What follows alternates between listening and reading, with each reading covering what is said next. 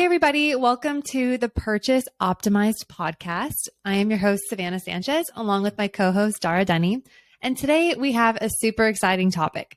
Today, we're going to dive into what influencer marketing is in 2023, the strategies we're using like Spark Ads, Whitelisting to effectively use influencer content to amplify our paid social strategies. So just to kind of cue up this topic, one thing that brands always ask me is it still worth it to work with influencers in 2022? And the thing is, back in the day, and when I say back in the day, I'm thinking like 4 or 5 years ago, the main strategy that brands would utilize to work with influencers were gifting campaigns on Instagram. They would reach out to Instagram models with 100K followers. It was all about their number of followers, pay them per post. Maybe they're putting a link in the bio, and that was it. Maybe they can repurpose that photo or video for ads, but ultimately it was like a pay per post strategy. We've really seen that strategy decline over the years for a number of reasons. I think one of them being just the organic reach on Instagram is so much lower than it used to be. So getting that return on investment of paying an influencer just to post and seeing that direct ROI was really hard to measure. As well as just wasn't very effective. I don't know, Dara, do you have any thoughts on kind of the old way of influencer marketing? I think that's really interesting what you said about like the reach on organic just isn't what it used to be. And I think another element of this too that's really fascinating is I think that influencers used to be limited to only people who had really big followings. But an interesting caveat to that is I think like over the last few years, a lot of people have become disillusioned with the fact that a lot of these followers are bots. A lot of the like product features that these big influencers are featuring are paid, and not only are they paid, but they're paid a lot of money, aka Kylie Jenner. And I think that really this old way of doing influencer marketing is something that a lot of people over time have become a little bit more skeptical of, especially as it relates to really big creators and big influencers. 100%. I think followers is now, like, at least for me, when I'm working with influencers or content creators, I barely care about their followers. Like, I'm not looking at what audience they have to when they post it on TikTok or Instagram, like who they're going to reach organically. I'm purely looking at them for like how well they're how great they are at creating content.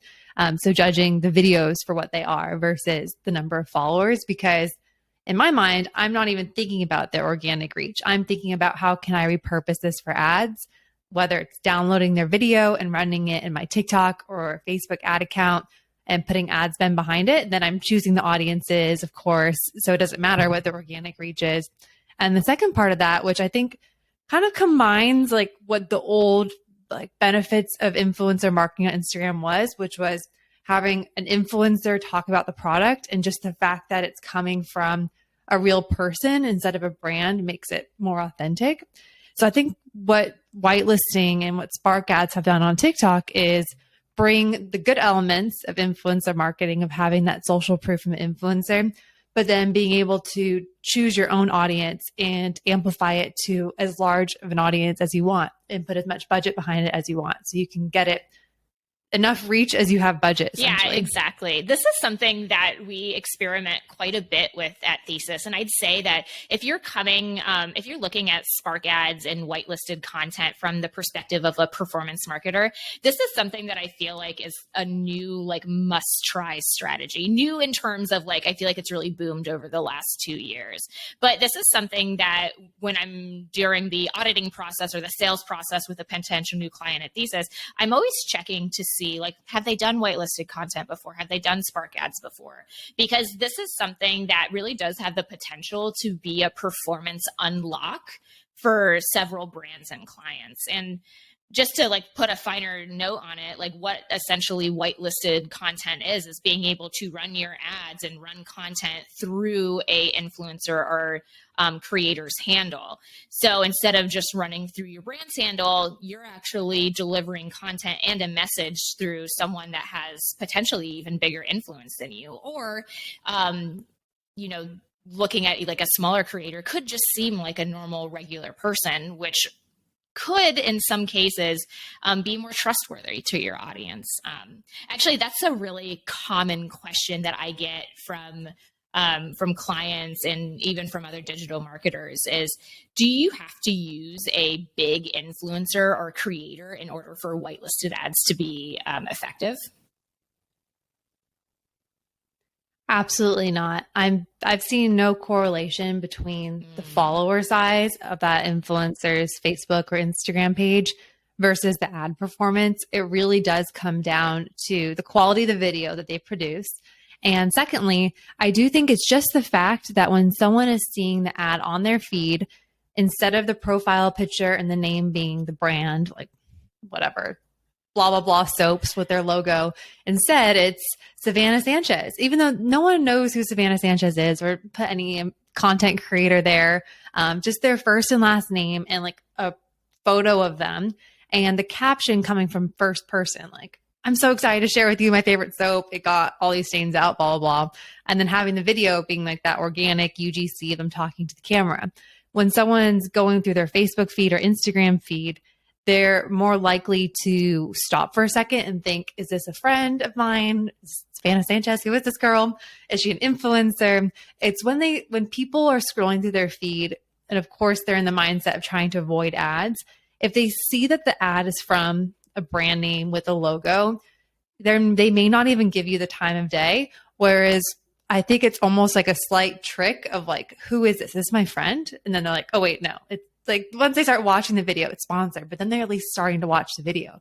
So it kind of buys you, I think, like the first few seconds of someone just wondering, who is this? Because they're seeing a post in their feed from some first name, last name that they've never heard of before. I will say that we've noticed that for whitelisted video content on Facebook and Instagram, we do find elevated hooks just kind of across the board. I think it's anywhere from like 5 to 10%. We did a study on it for one of our clients recently, just because it was something that we continued to see over and over again.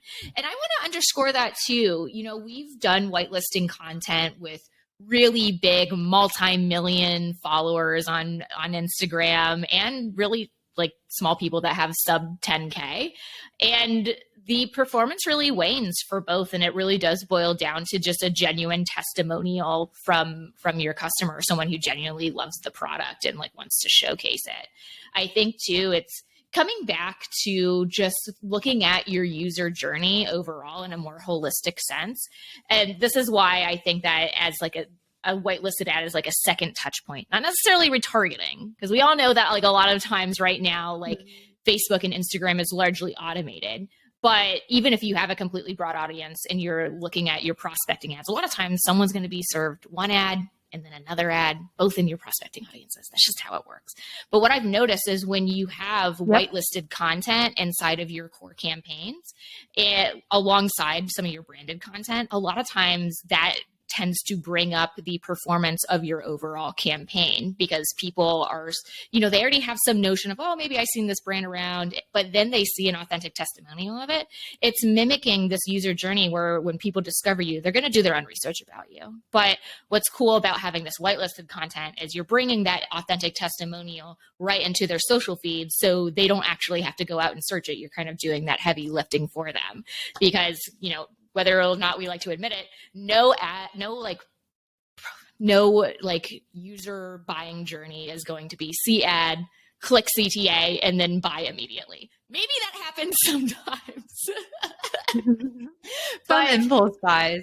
I mean, I'm like, I've seen a couple ads lately for some fitness brands. I'm just like, those leggings are cute. I'm going for it. I think when it's like less than $30, exactly. That's when I'm like, I'll try it. But for the most part, like we are doing a little bit of research on those products, which is why I think like having that type of whitelisted content really does tend to elevate just your overall performance on these platforms. I'm kind of interested from your perspective, because I know you do a lot of buying too on TikTok ads. What do you see are like the major differences between whitelisted content on Facebook and Instagram versus Spark ads on TikTok?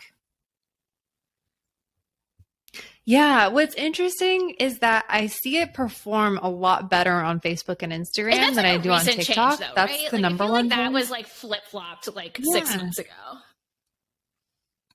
I think it was because we were doing a lot of Spark ads, and Spark ads, just for context, is Instagram or TikTok coming up with their own name for influencer whitelisting. That just means that when they get served the ad on TikTok, it's coming from a user's profile. It's still sponsored. It still has a shop now button on it, but I don't know why they call it Spark ads. I like saying boost. I still say boosted post. I'm like, I'm old school.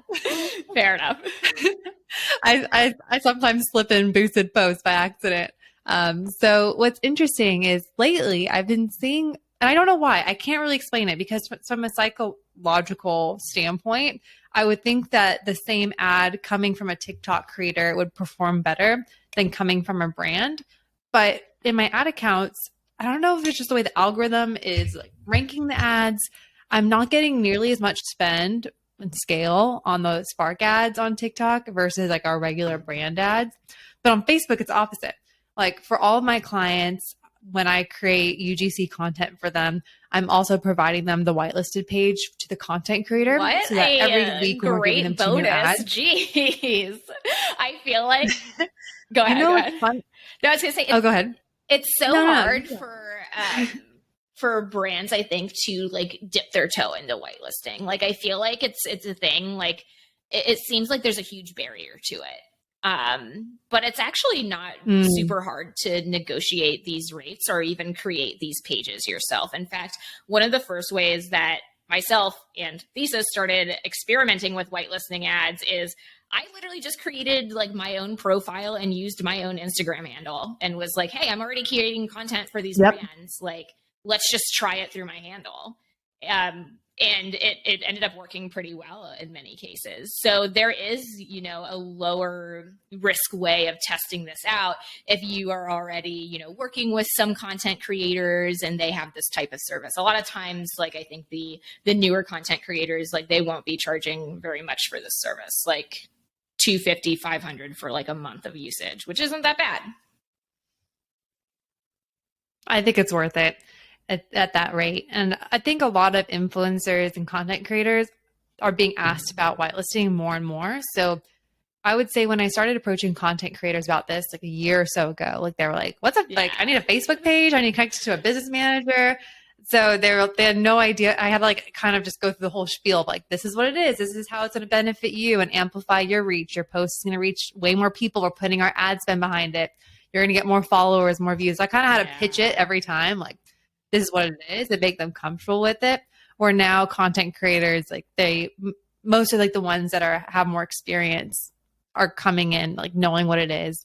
They have a Facebook and Instagram page set up for whitelisting. But yeah, I totally agree with your strategy. Like I have my own Facebook page specifically for whitelisting for my clients. I have one called Savvy Finds. So it's like Savvy Product Finds. And I have a blog along with it too called My Savvy Finds. So what we're doing is instead of doing the ad through the brand page, we're doing it through the Savvy Finds page, which has the review, and then either linking out to their website or to my blog where I'm giving the product review. So yeah, create your own Facebook page. I have another one called Savannah Jean if you want to look it up. And then all the content creators on my team, either I'm using their personal pages to do the Facebook and Instagram whitelisting, or I'm creating pages for them if they don't have one already. Yeah, so the Finds by Nat, I think, was your OG one that I always looked at. Yeah, Finds by Nat. Shout out to Natalie, the true OG. We need to get her on the podcast soon. I keep telling her. I think I actually want to double click a little bit more into like how much whitelisting costs. I know I had mentioned about, working with like newer content creators, and a lot of them are just going to be like throwing prices at the wall. I've seen everything like from the lower end to like $250 per month to $500 per month, or even like 2,000 plus for like 60 days of usage. And a lot of times what I find when negotiating these agreements is you also have to negotiate a specific amount of time. Because something to keep in mind is that when people are engaging with these whitelisted ads and you're using a creator's handle, those comments and that engagement is going to show up in their feed. Like it's going to show up as engagement to their direct profile, not necessarily yours. So something that I always tell brands too is they have to have their community management team watching this pretty pretty closely and watching those post IDs so that they can jump in with questions, or they have to negotiate with the creator to also, run point on that or answer questions. A lot of times if there's like if the creator is already like a champion or cheerleader of the brand, like they're often stoked to do it for an extra price, but those are just like additional considerations that you're going to have to make for that content. But I'd say that for like bigger, like mid influencers, like up to 100K followers or more, a lot of this is still based on follower count. Like, unfortunately, like, Which doesn't make any sense. But to I me. think that's just because like those influencers have been a part of like they've negotiated more. They're like better negotiators at those rates, and they've had more brand deals, and they're more familiar with the process and whatnot. Like those type of contracts are running anywhere from like 1 to 2 to like 3K for like 60 days of usage. And in some cases, if an ad really pops off, if God forbid, an ad should last longer than 60 days, which is like a unicorn in our industry. Yeah. Renew it. Yep. Yeah, totally. And it's not an expense to them. Like, I think you could probably renew it pretty cheaply, like saying like, oh, can we get another 30 days for $500 or whatever it is? I mean, to them, it's kind of free money at that point. It's just extending it. I would say one point on pricing, and I was kind of thinking to myself, I'm like, I don't even know how much influencers cost for like a one-time, like 30 days or even like per post, because the way that I work with my creators at the Social Savannah, it's all like long-term relationships. Like a lot of these creators I work with every single week where I'm giving them new ads to film. And then a part of my pay to them is, and I also get access to their Facebook page. So it's kind of all bundled in together of I'm giving you consistent work. I'm of course the best, easiest, coolest person to work with. So I am. That's why I'm like, they have a really great gig because the creators work with me for multiple brands. We get the whitelisting access. I pay them on time. They don't have to deal with reaching out to tons of different brands and negotiating contracts and dealing with personalities. So that's why a lot of the creators I work with, I really do build those long-term relationships where they're making content for me for months on end or even some over a year. So I would say as a brand owner or as an agency owner, I always give this advice. If you can start building long-term relationships with great creators, that's going to pay off so much more than I need you to create 2 videos and I want 30 days of whitelisting access. I get at the beginning, like you have to test it out and see if they're any good. But I would say once you kind of pay their intro price, see what I would just pay what they're asking. Just be okay, like, I'm happy to try this out for 3 ads or for a month and see how it goes. And then after that, be like, look, like you're great for our brand. Like clearly our customers are resonating with you. Like we want you creating like 2 ads a week. We want whitelisting access. Like, can we come up with like a monthly price to where you're consistently creating content for us? And as a influencer or a content creator, it's so much more beneficial on their side because then they're getting consistent work every week. They're working with the same people. If you're paying them on time, if you're easy to work with, they'd rather do that than try to reach out to 6 brands a month instead of just working with one, but doing 6 times. Yeah. And I'll say too that as a part of my role, like I source creators every day. Actually, like right before this call, I was like negotiating rates with another creator. And like, I also don't want to spend all my time starting from ground zero, like on the agency side, like trying to source new people for every single client or every single brief that we have come across the door. Like, in fact, I think my biggest like challenge and job right now at Thesis is like trying to build up our creator network.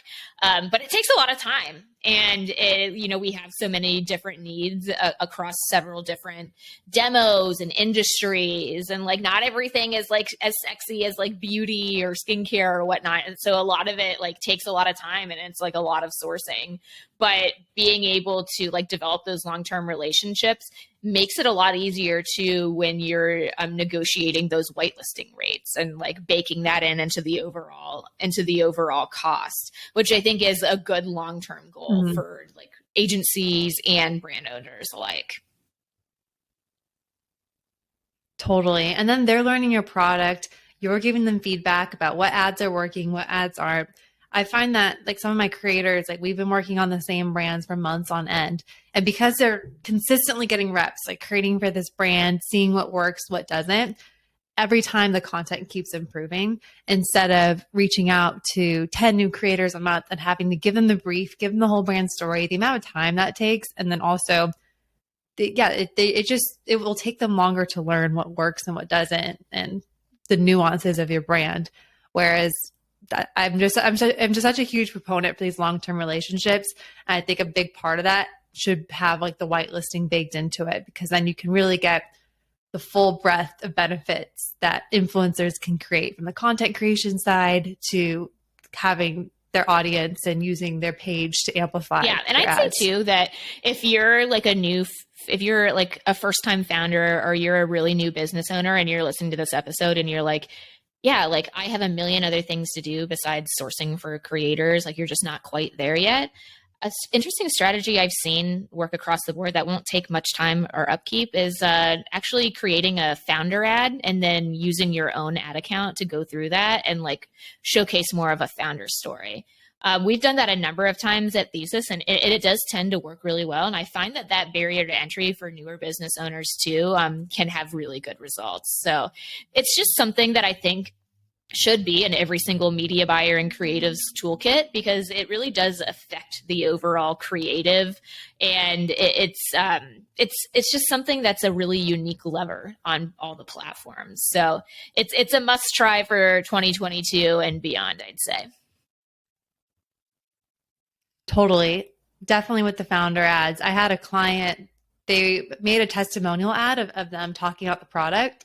And I told them, I was like, let's make you a page. Like, I'm going to make you a Facebook page right now. And so we named it like Nick, founder of X company. And so then and in the ad, he was like, hi, I'm Nick. I invented this, blah, blah, blah, blah. So it was perfect for it. And we did find the same ad did way better coming through the Nick, founder of X company page versus the brand page. It's that simple. And it took me less than 2 minutes to create my Facebook page. And all you have to do is create the Facebook page, connect it to your business manager, and boom, you're running. So it's like if you're a founder, it's such a low cost strategy, especially if you already have an ad of you talking to the camera. It's a no brainer. Create your page right now. And if you also like have access to your like business manager, it's super easy to get those permissions to your account. Like essentially you're just going to go through your business settings and like connect to your ad account. The setup is like less than 60 seconds. I just did it for myself recently for another brand. So definitely something to check out. Sweet. Awesome. Well, thank you so much for tuning in to this episode of the Purchase Optimized podcast. If you guys learned something today, please leave us a review on Apple Podcasts or any streaming service. And if you have a topic that you'd like me and Savannah to discuss, please let us know in the comments or add us on Twitter. We definitely want to continue creating content that you guys love and what's going to be most helpful for you. So thanks, everyone. We'll see you next time.